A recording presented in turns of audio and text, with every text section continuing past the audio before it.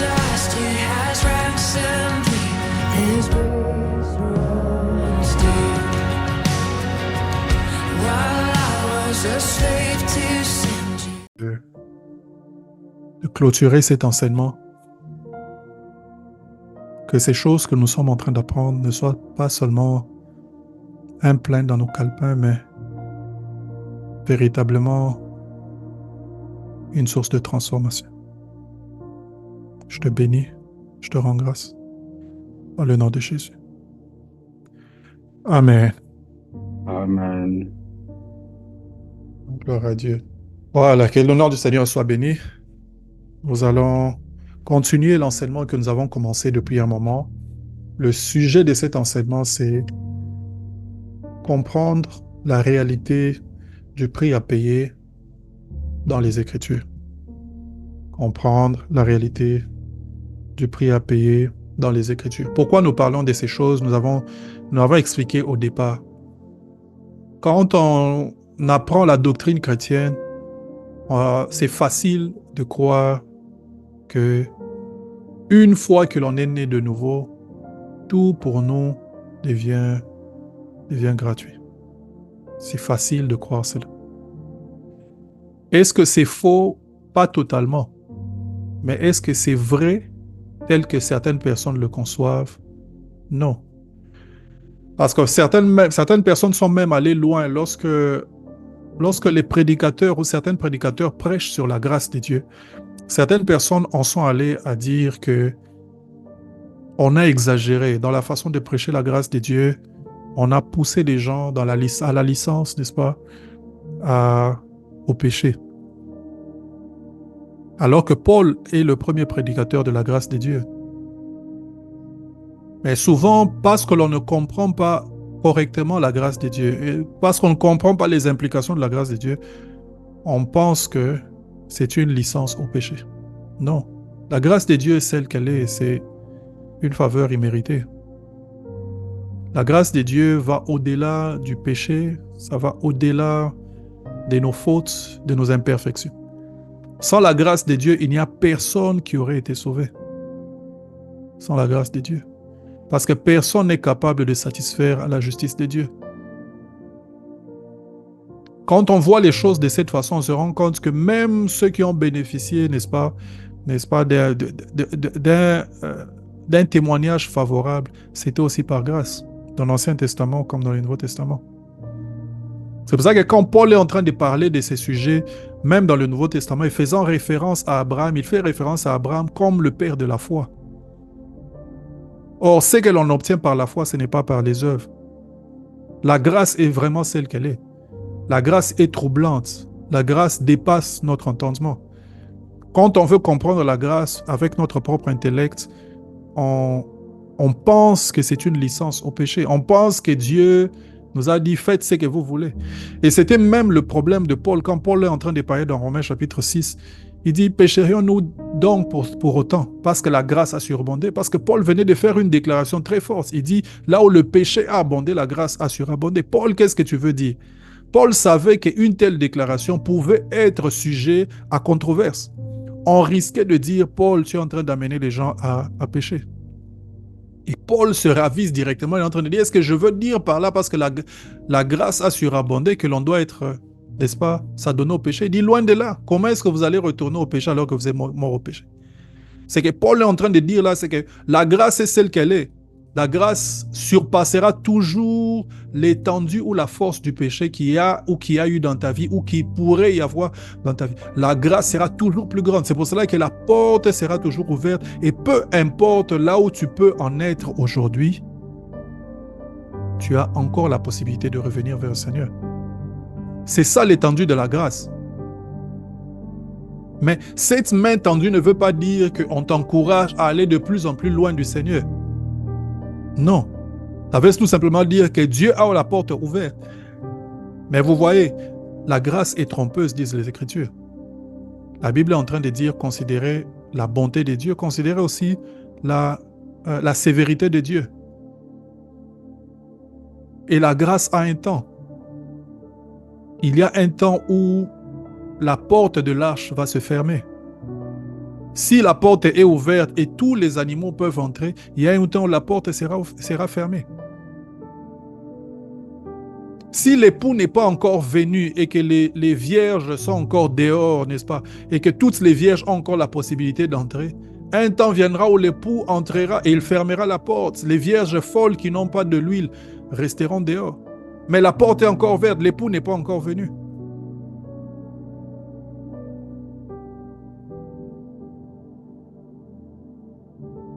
La grâce a un temps. La grâce a un temps. Toutes ces choses que Jésus est en train de dire pour nous dire qu'il y a un temps. La grâce est ouverte et elle est large. Mais la grâce a un temps. Il y a un moment où ça s'arrête. Mais tant qu'elle est là, elle est large. Elle dépasse même notre entendement. Mais ceux qui ne comprennent pas ces choses s'appuient sur le fait que la grâce est là pour considérer qu'il n'y a plus rien, n'est-ce pas, de notre part à donner. Où il n'y a plus rien à faire. Il n'y a aucune attitude qui est attendue de nous. Pour le salut, tu n'as rien à faire. Mais une fois que tu es sauvé, commence ton parcours où il y a un prix à payer.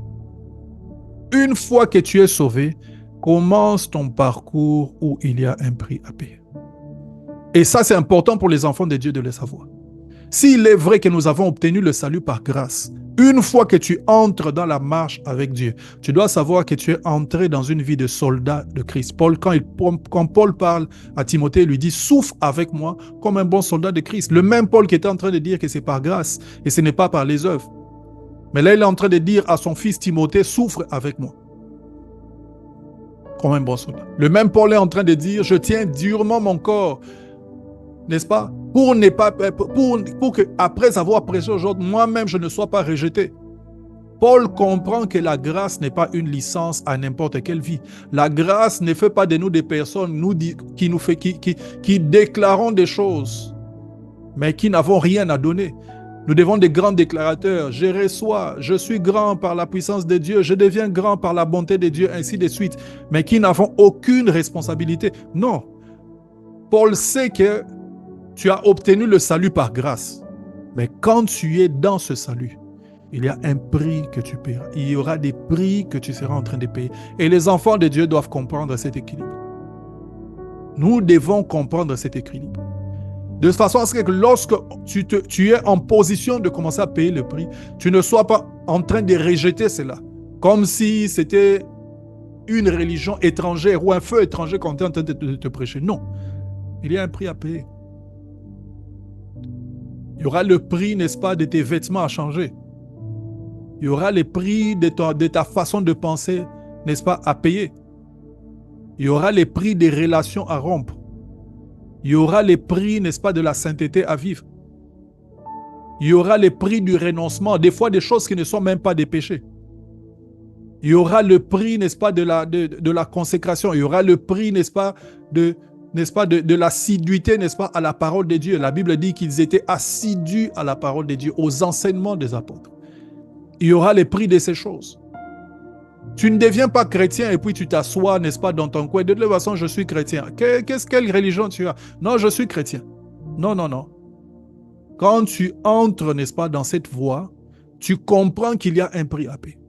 Quand j'ai commencé ma vie chrétienne, c'est une des premières choses que j'ai apprises par mes encadreurs. Qu'il y a un prix à payer. J'ai appris qu'il y a un prix à payer. Quand j'ai commencé à marcher, j'ai compris qu'il y a un prix à payer. Il y a les prix des relations à rompre. Il y a les prix de la honte de Christ à porter. Où des gens vont te pointer, vont dire tu as perdu la tête. Mais toi tu dis non, non, non, j'ai gagné la tête.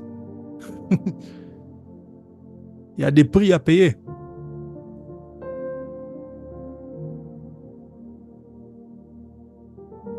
Il y a des prix dans des endroits où tu ne vas plus. Il y a des prix, des opportunités que tu laisseras passer parce que tu sais que ça, c'est quelque chose qui va entacher à ma foi.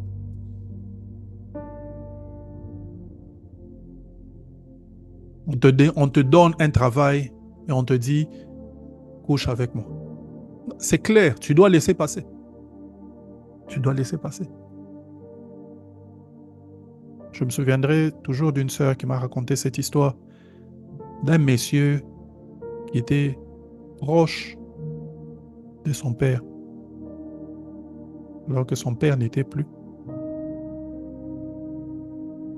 Elle pensait que c'était quelqu'un, n'est-ce pas, un ami de la famille, et pouvait se confier, ainsi de suite. Mais à un moment où elle avait besoin d'aide, elle avait besoin, n'est-ce pas, de travail ou d'un stage, quelque chose comme ça, le monsieur s'est retourné, a directement commencé à lui faire des propositions indécentes. Tu es une grande fille, tu sais de quoi je parle. Si tu fais seulement ça, eh bien, toute ta famille sera aidée. Quand tu es enfant de Dieu, tu sais que quand on met de telles propositions sur la table, ce n'est pas pour toi. Ça ne vient pas de Dieu, ça vient du diable. Et tu n'hésites même pas à rejeter. Mais c'est un prix à payer. Mais dans les mêmes circonstances, il y a d'autres personnes qui sont tombées dedans. Ils sont tombés dedans. Qui ont accepté de coucher pour des points à l'université. Pour des points à l'université, vous imaginez. Il y a des gens qui ont repris des années à l'université, qui ont échoué à l'université et puis qui ont réussi leur vie. Mais il y a d'autres personnes qui estiment que échouer dans un cours, n'est-ce pas, ça va tellement entacher leur parcours qu'ils ne vont pas réussir dans leur vie et ils sont prêts à donner leur propre dignité juste pour ces cours.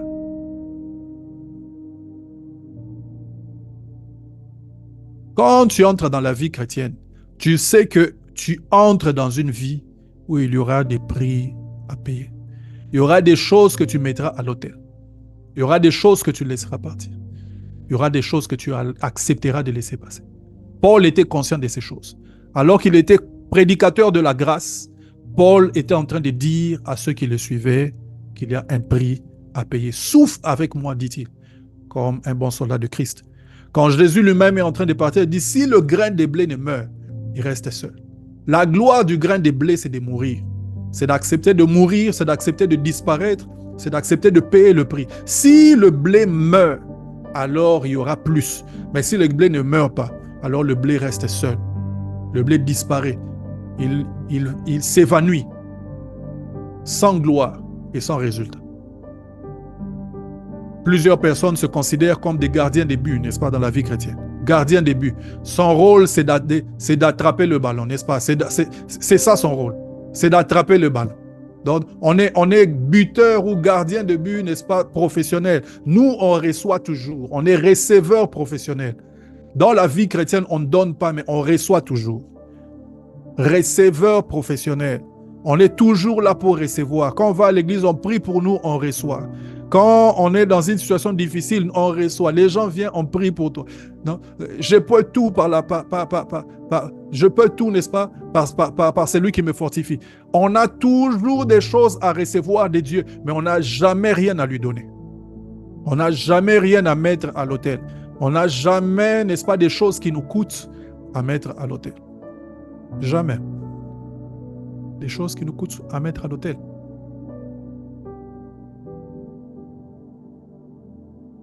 Quand David est en train de veut faire un sacrifice pour Dieu et qu'on lui donne un espace pour faire ce sacrifice, il dit, je n'offrirai jamais quelque chose à mon Dieu qui ne m'a pas coûté. Je n'offrirai rien à mon Dieu qui ne m'a pas coûté. Je n'offrirai rien. Quand tu es né de nouveau, tu dois savoir que tu entres dans une vie où tu auras des prix à payer. Tu dois accepter cela comme une réalité pour toi. Il y a des prix que je serai en train de payer. Il y a des prix que je serai en train de payer. Et tu dois accepter cela. Tu dois intérioriser cela. Et tu dois vivre par là. L'autre fois, nous avons parlé des raisons pour lesquelles nous payons le prix. Je ne reviendrai pas à cela. Nous avons, n'est-ce pas, enregistré tous ces messages. Allez les suivre.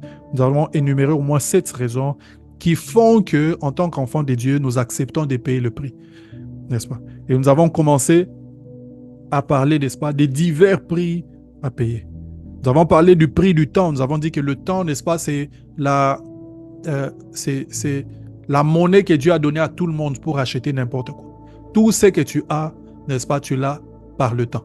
Tout par le temps. Tu payeras toujours le prix du temps pour tout ce que tu fais. N'est-ce pas? Et quand quelque chose a de la valeur pour toi, tu investis de ton temps. En plus de toute autre chose, mais tu investiras de ton temps. Et bien, pour Dieu aussi, on investit le temps.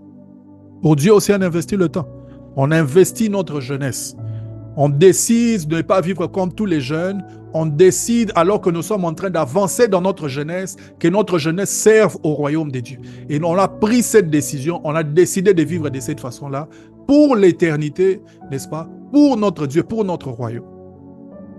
Nous avons parlé du prix de la connaissance.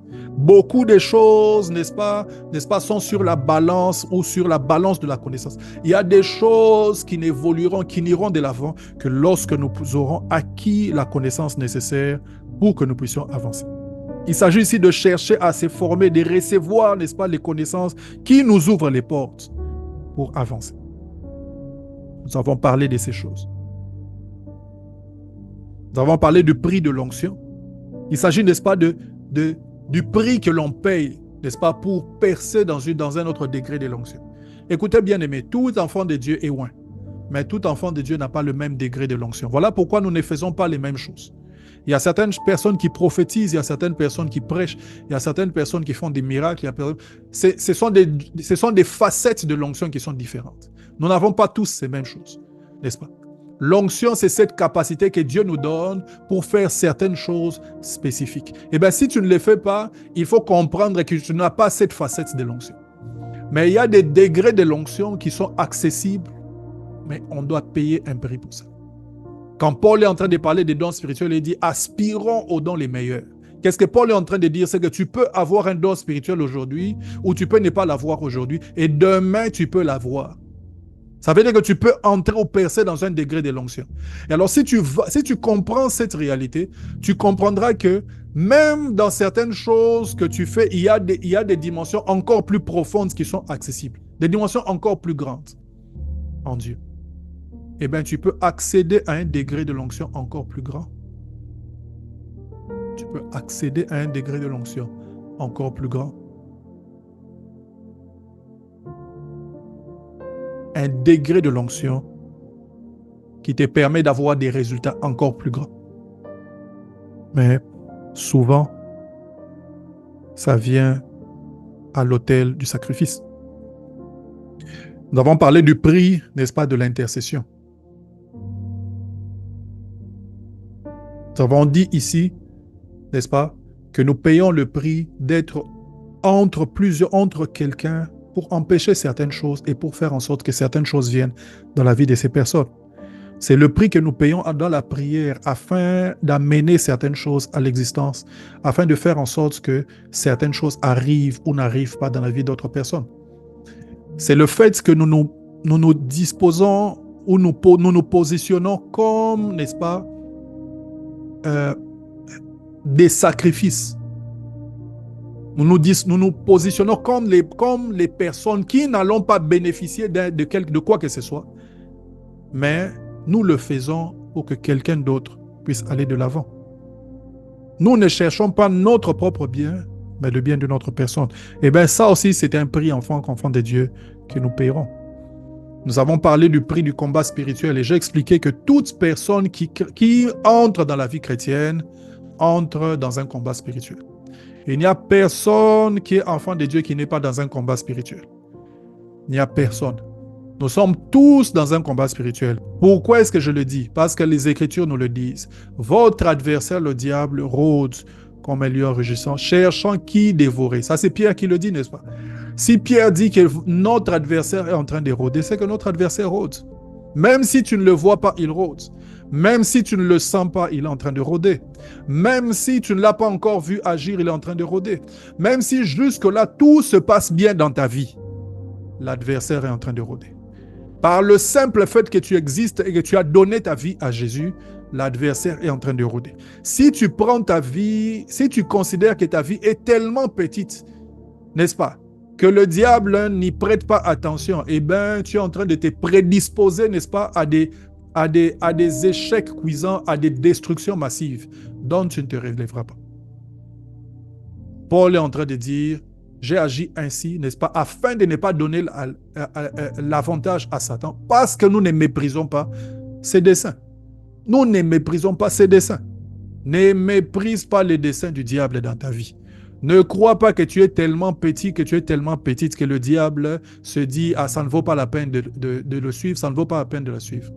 Les grands hommes de ce monde, plusieurs des grands hommes de ce monde ne sont pas sortis des grandes familles. Ils étaient quelque part. Et puis, Dieu les a utilisés, leur a fait grâce. Ils sont devenus ce qu'ils sont devenus. Pourquoi tu estimes que ta vie est tellement petite? Il y a même des personnes, peut-être dont on ne connaît pas le nom, mais ils ont été les grands influenceurs des personnes qui ont influencé le monde. Pourquoi tu considères que ta vie est tellement petite? Il n'y a que toi qui te vois petit. Tu parles comme Jérémie. Je ne suis qu'un enfant. Dieu te dit, ne dis pas, je suis un enfant. Jérémie chapitre 1, à partir du verset 5. Tu dis, ne dis pas, je suis un enfant. Ne dis pas, je suis un enfant.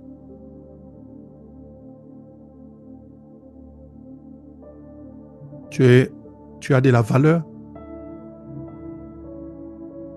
Et sache qu'il y a un combat autour de toi. Jésus est né, n'est-ce pas, lorsque vous lisez au début des évangiles. Quand Jésus est né, il était bébé. Mais dans son état de bébé, une étoile s'est élevée dans le ciel.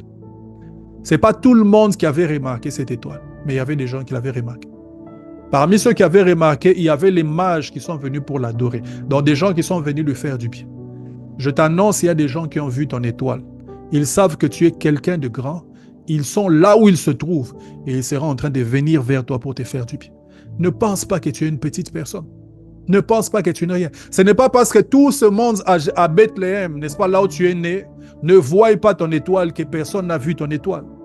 Ce n'est pas parce que les gens qui sont autour de toi ne voient pas ton étoile que personne n'a vu ton étoile. Il y a des mages qui viennent de l'Orient, qui ont vu l'étoile et qui sont en train de venir. Parmi ceux qui ont vu l'étoile, il y avait des bergers, des personnes qui étaient, n'est-ce pas, à l'écart, des personnes qui étaient quelque part. C'était les quelques personnes, n'est-ce pas, dans les environs, qui ont vu l'étoile. Et ils sont venus. Ils semblaient être des gens de rien, mais ils sont venus.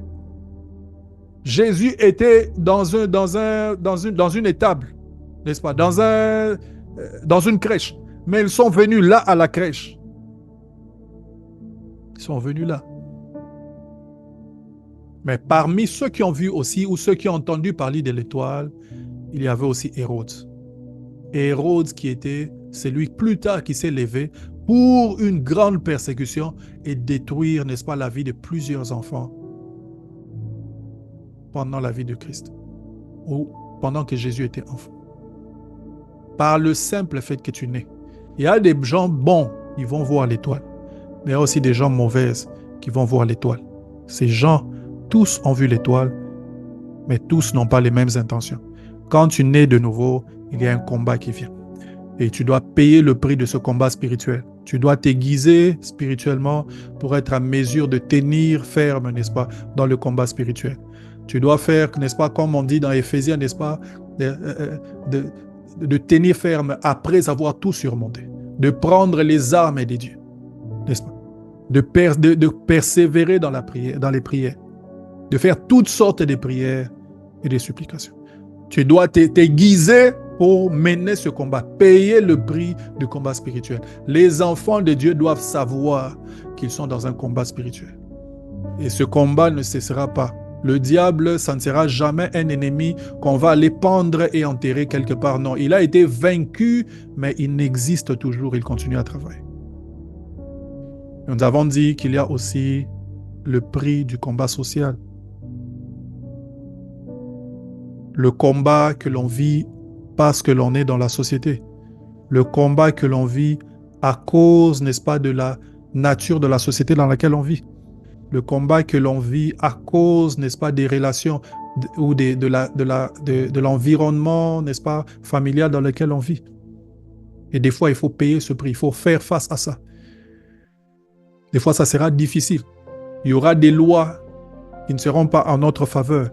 Il y aura des coutumes qui ne seront pas en notre faveur.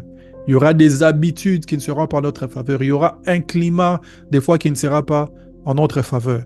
Il y aura beaucoup de choses qui pourraient ne pas être en notre faveur. Mais nous devons payer ce prix. Faire face, n'est-ce pas, à ce combat social. Accepter, n'est-ce pas, d'être des antipasses. Des personnes qui fonctionnent ou marchent, n'est-ce pas, qui marchent dans la direction opposée de tout le monde s'il le faut. On raconte que lorsque Martin Luther a, n'est-ce pas, s'est séparé de l'Église catholique et qu'on était en train de le rechercher, quelqu'un est venu lui dire, Martin, ou je ne sais pas comment on l'appelait, on dit, tout le monde est contre toi. Et on dit qu'il est resté calme et il a répondu à la personne, il dit, allez dire à tout le monde que moi je suis contre eux.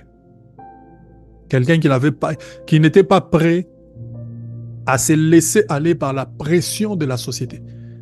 Une société qui ne voulait pas de la vérité.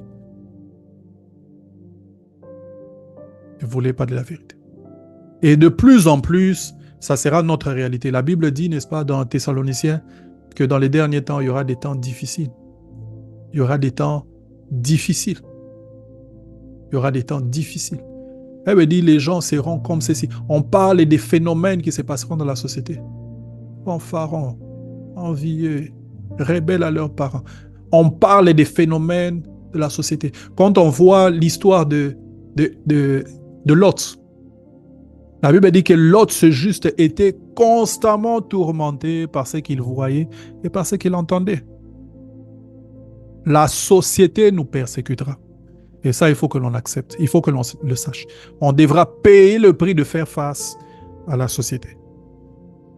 On devra payer le prix de faire face à la société. Alors ce soir, je veux aller encore un peu plus loin. 7e prix que l'on paiera, c'est le prix de nos ambitions. Il s'agit ici de vaincre le désir de réaliser nos propres rêves au profit des rêves de Dieu. Vaincre le désir de réaliser nos propres rêves au détriment, voulais-je dire, des rêves de Dieu. Ce que je veux dire ici, c'est que on s'attache à nos propres rêves plus qu'aux rêves de Dieu. On s'attache à nos propres rêves jusqu'au point où on néglige les rêves de Dieu. Eh bien, ce prix, c'est vaincre ce désir-là de réaliser nos propres rêves. On vainc ce désir pour que les rêves de Dieu puissent être réalisés. Alors, il y a une parabole qui illustre bien cette réalité. Jésus est en train de parler à ses disciples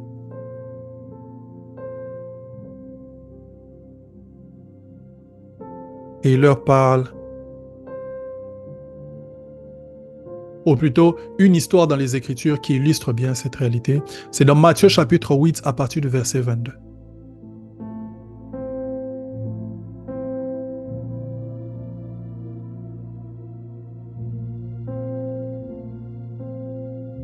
Je commence plutôt à partir du verset 18. C'est intéressant de lire un peu plus tôt. Matthieu chapitre 8, vers partir du verset 18. La Bible dit ceci. Jésus, voyant une grande foule autour de lui, donna l'ordre de passer à l'autre bord. Un scribe s'approcha et lui dit, « Maître, je te suivrai partout où tu iras. » Regardez, il dit, « Je te suivrai partout où tu iras. » Jésus lui dit, « Les renards ont des tanières, les oiseaux du ciel ont des nids, mais le Fils de l'homme n'a pas opposé sa tête. » Un autre entre les disciples lui dit, « Seigneur, permets-moi d'aller d'abord ensevelir mon Père. » Jésus lui dit, « Suis-moi et laisse les morts ensevelir leurs morts. » Permets-moi d'abord. Permets-moi d'abord. Dans l'esprit de plusieurs d'entre nous, il y a cette phrase. permets-moi d'abord.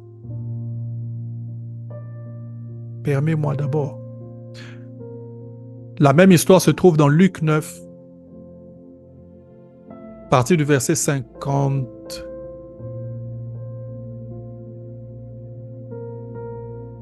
À partir du verset 57. Dans Luc 9, il va encore même un peu plus loin. J'aimerais encore lire cela.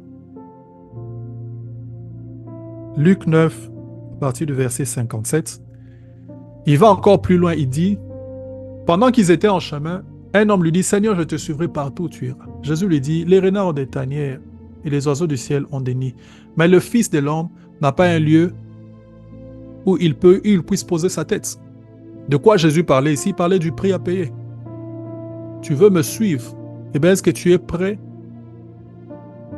Est-ce que tu es prêt?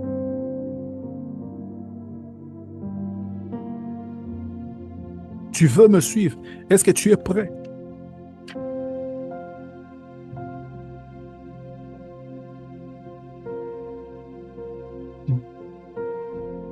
Verset 59, la Bible continue en disant, il dit à un autre, suis-moi. Il répondit, Seigneur, permets-moi d'aller d'abord ensevelir mon Père.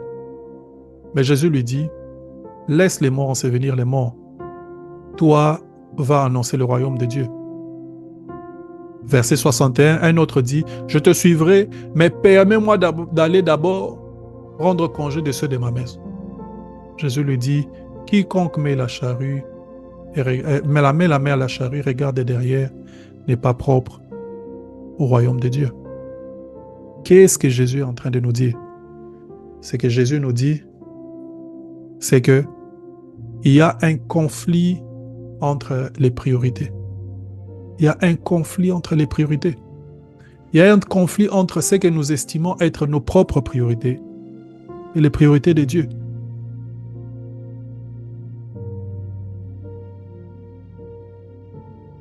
Il y a un conflit. Et ce conflit existera. Il existera toujours. Mais nous devons nous retrouver, nous devons accepter, n'est-ce pas, de payer le prix. Le prix des fois de laisser passer ou de laisser aller nos propres ambitions, nos propres priorités, pour que les priorités de Dieu gagnent.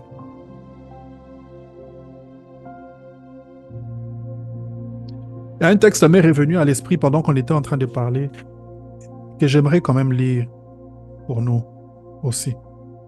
C'est Matthieu chapitre 20, à partir du verset 21 jusqu'au verset 22. Il lui dit, que veux-tu? Ordonne, lui dit-elle, que mes deux fils, que voici, soient assis dans ton royaume, l'un à ta droite, l'autre à ta gauche. Jésus lui répondit, vous ne savez pas ce que vous demandez. Pouvez-vous boire la coupe que je dois boire? Pouvez-vous boire la coupe que je dois boire? Plusieurs d'entre nous, nous entrons dans la course, n'est-ce pas, de la vie chrétienne, mais nous n'avons jamais répondu à cette question devant le Seigneur. Pouvez-vous boire la coupe que je peux boire? Pouvez-vous boire cette coupe? Dans une autre histoire, Jésus dit quelque chose de similaire. Il dit, Luc chapitre 14, à partir du verset 27 jusqu'au verset 28, Luc 14, 27. Et quiconque ne porte pas sa croix et ne me suit pas, ne peut pas être mon disciple. Il dit, quiconque ne porte pas sa croix et ne me suit pas, ne peut pas être un disciple. Dans les critères, n'est-ce pas, du disciple-là de Christ, il y a le fait de porter la croix. Il dit, si tu ne portes pas la croix, tu ne peux pas être mon disciple. Au verset 28, il dit, car lequel de vous, s'il veut bâtir une tour, ne s'assied d'abord pour calculer la dépense et voir s'il a de quoi terminer? As-tu déjà calculé la dépense? As-tu déjà calculé la dépense? Parmi les choses que l'on payera, ça sera nos ambitions personnelles. Dieu viendra les déranger. Il viendra déranger nos ambitions. Il viendra déranger nos désirs. Parce que Dieu n'est pas notre garçon de course pour faire ce que nous voulons. Il y a certaines personnes qui confondent leur propre désir à la volonté de Dieu. Ils savent que ce qu'ils veulent, c'est telle chose. Alors ils disent, moi je sens que c'est ça que Dieu veut pour moi. Non, c'est ta propre chair, tes propres désirs, ta propre volonté qui veut ça. Et tu as commencé à mettre cela dans la bouche de Dieu. Dieu n'a jamais voulu cela. Et d'ailleurs, si tu entends Dieu bien, peut-être c'est l'opposé. Nous devenons comme des Jonas, n'est-ce pas, qui décidons d'aller à Tarsis au lieu d'aller à Ninive. Le prix de l'ambition. Le prix de l'ambition. Jonas va prêcher la parole de Dieu à Ninive. Va faire ce que je te demande. Jonas a une autre ambition, c'est Tarsis, une ville commerciale, aller faire de l'argent. Combien de fois ce n'est pas une tentation de se retrouver là, de regarder, voici ce que je suis capable de faire. Et de décider nous-mêmes et de dire, moi, mon appel, ça sera d'être, comment on dit déjà, partenaire à l'église. Moi, je suis appelé à être partenaire, donc je dois gagner beaucoup d'argent. En vérité, on veut gagner beaucoup d'argent pour avoir une vie aisée. C'est cette aisance-là que l'on veut. On ne veut pas aller dans les, n'est-ce pas, dans la barque de Jésus, faire comme Jésus, n'est-ce pas, qui dit, je n'ai pas un endroit où reposer ma tête. On ne veut pas de ça. On veut avoir un endroit où reposer sa tête. On dit que j'aille là-bas. Maintenant, pour apaiser mon cœur, je vais devenir partenaire. Non, tu n'es pas appelé au partenariat. Tu es appelé à aller prêcher l'évangile. Tu es appelé à être à un autre endroit. Il faut accepter de payer ce prix-là. Tu dois accepter de renoncer à tes propres ambitions pour suivre le Seigneur. Suivre le Seigneur. Et c'était aussi le problème du jeune homme riche. Seigneur, que dois-je faire pour hériter le royaume des cieux? Que dois-je faire? Il a la bonne question. Le problème de ce jeune riche, était-il prêt à payer le prix? Était-il prêt à boire la coupe? Était-il prêt? Il posait la bonne question, mais est-ce qu'il était prêt à entendre la réponse? Seigneur, que dois-je faire pour hériter le royaume des cieux? Tu connais la loi, va appliquer. Non, j'ai fait toutes ces choses. Ah, il te manque encore quelque chose. Vends tout ce que tu as et puis suis-moi. Qu'est-ce que Jésus lui disait? Laisse tomber toutes ces histoires que tu as accumulées. Maintenant, viens pour servir le royaume. La Bible dit qu'il est parti. Jésus lui disait de le suivre. Il est parti triste parce qu'il avait beaucoup de biens. Dans nos vies, il y aura toujours le conflit entre l'appel de Dieu, la volonté de Dieu et nos ambitions personnelles. Et ça demande, n'est-ce pas, un degré de brisement élevé pour laisser partir, n'est-ce pas, toutes ces choses. Laisser partir ces choses. Et suivre le Seigneur, faire ce qu'il nous demande. Nous devons payer le prix de l'ambition. 8e prix, nous devrons payer le prix de la consécration. Nous devrons payer le prix de la consécration. Il s'agit ici de renoncer à soi-même et de vivre pour Dieu. Il s'agit de renoncer à soi-même, de vivre pour Dieu. Eh bien, la consécration a un prix. La consécration n'est pas toujours facile. La consécration n'est pas toujours aisée. Regardez cette histoire de la femme qui a versé le parfum sur la tête de Christ. N'est-ce pas? On est dans Jean.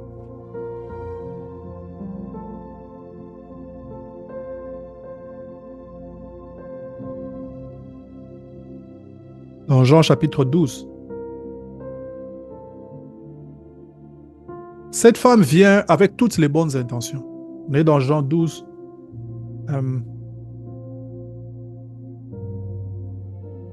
À partir du premier verset, vous pouvez lire pour vous-même. Elle vient avec toutes les bonnes intentions. Jésus est assis. Elle a un problème personnel à régler avec le Seigneur. La Bible dit que Marie ayant pris un livre d'un parfum de nard pur, de grand prix, oignit l'épée de Jésus. Elle avait son problème personnel avec le Seigneur. Et elle prend quelque chose, elle va briser au pied de Christ. La Bible dit que la maison était remplie de parfums. Et les disciples, Judas, ainsi de suite, la Bible dit, un des disciples, Judas, Iscariote, fils de Simon, c'est lui qui devait livrer, dit, pourquoi n'a-t-on pas vendu le parfum 300 deniers? Il connaissait même le prix du parfum. Pourquoi n'a pas vendu le parfum 300 deniers? Beaucoup d'argent pour le donner aux pauvres. La Bible dit clairement qu'il ne le faisait pas parce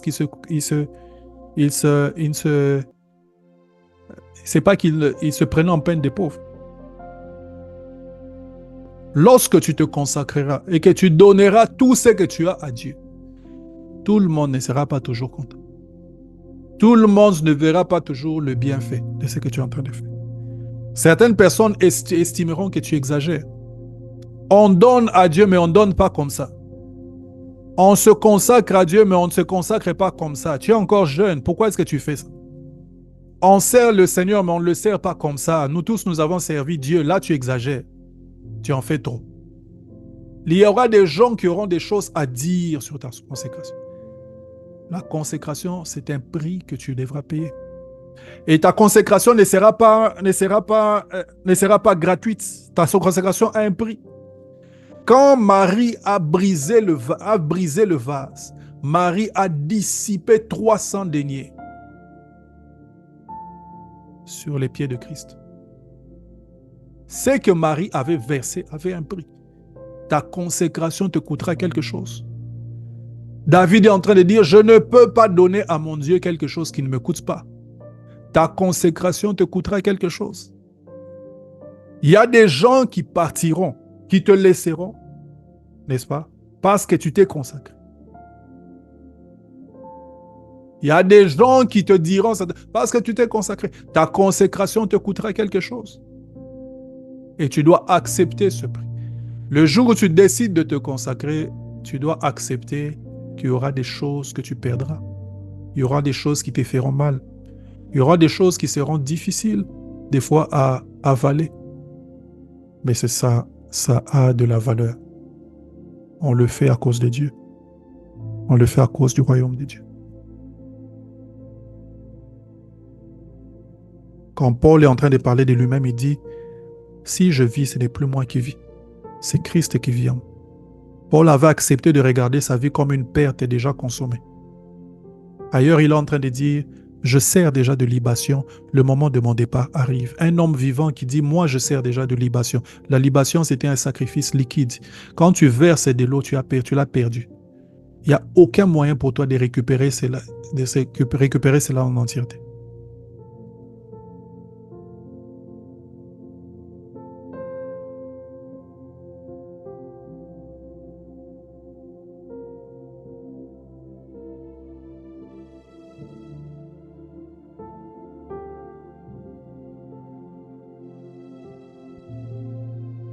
La consécration aura toujours un prix. 9e prix que nous payerons, c'est le prix de notre vie. Ça, c'est généralement quelque chose que plusieurs personnes ne disent pas. Mais parmi les choses que des chrétiens payent aujourd'hui, partout dans le monde, il y a le prix, il y a leur vie. Ta vie est un des prix que tu devras payer pour Dieu. Ta raison de vivre, c'est ta raison de mourir. Si Dieu est vraiment ta raison de vivre, alors il devient ta raison de mourir. Combien d'entre nous sommes prêts à mettre notre vie physique à l'autel pour Dieu? Vous voyez, quand je vous ai parlé de la consécration, je vous ai dit, les gens diront beaucoup de choses sur ta consécration. Quand tu es vraiment consacré, on va te dire, tu exagères, on ne va pas jusque-là. Jésus est allé à la croix. Les disciples ont perdu leur vie. Ils ont perdu leur jeunesse. Paul a refusé de se marier. Jusqu'où est-ce que tu es prêt à aller pour le Seigneur? S'il est ta raison de vivre. sera aussi ta raison de mourir. Si tu n'as pas encore une raison de mourir, alors tu ne vis pas encore. Si tu n'as pas une raison pour laquelle tu peux mourir, alors tu ne vis pas encore. Parce qu'on peut t'éloigner de tout ce que tu es en train de faire si on met suffisamment, on applique suffisamment de pression sur toi. Si tu n'as pas une raison de mourir, tu n'as pas encore commencé à vivre. Et pour nous, les chrétiens, Jésus, c'est notre raison de vivre. Jésus est notre raison de vivre. Et nous sommes prêts à tout perdre pour lui, jusqu'à notre vie physique. Nous acceptons cela. Quand les 3 amis de Daniel se sont retrouvés, n'est-ce pas, devant la fournaise, ils disent, notre Dieu nous délivrera. Mais même s'il ne nous délivre pas, nous n'allons pas nous prosterner. Nous sommes dans les livres de Daniel, n'est-ce pas? Daniel chapitre 3, verset 17. Voici notre Dieu que nous servons peut nous délivrer de la fournaise ardente. Il nous délivrera de ta main, ô roi. Sinon, sache, ô roi, que nous ne servirons pas tes dieux et que nous n'adorerons pas la statue que tu as élevée. Ils étaient prêts à aller jusqu'au bout pour leur Dieu. Jusqu'au bout. Jusqu'au bout. Et ça, c'est une des choses qui nous manque aujourd'hui en tant qu'enfants de Dieu. 10e prix que nous payons, c'est le prix du renouvellement de l'intelligence. Le prix du renouvellement de l'intelligence. Ce prix-là se paye de plusieurs manières. Mais parmi, n'est-ce pas, quand on est de nouveau, parmi les choses importantes que nous expérimentons, n'est-ce pas, il y a le renouvellement de l'intelligence. Le renouvellement de l'intelligence est une des choses importantes qui se passe dans nos vies lorsque nous naissons de nouveau. Eh bien, nous devons payer un prix pour le renouvellement de l'intelligence. Je veux m'arrêter là pour ce soir. La semaine prochaine, nous commencerons par là. Nous allons finir, n'est-ce pas, les 12 prix que j'ai énumérés, que j'ai notés, n'est-ce pas, et nous allons conclure sur comment est-ce que nous arrivons à payer le prix. Quelques conseils, n'est-ce pas, pour arriver à payer le prix. On va prier le Seigneur, on va dire merci à Dieu. On va dire à Dieu de nous aider, n'est-ce pas, à accepter de payer le prix, de nous aider à intérioriser cette réalité et à accepter de payer le prix pour lui. Élevons la voix, commençons à prier le Seigneur. Élève la voix, prie le Seigneur.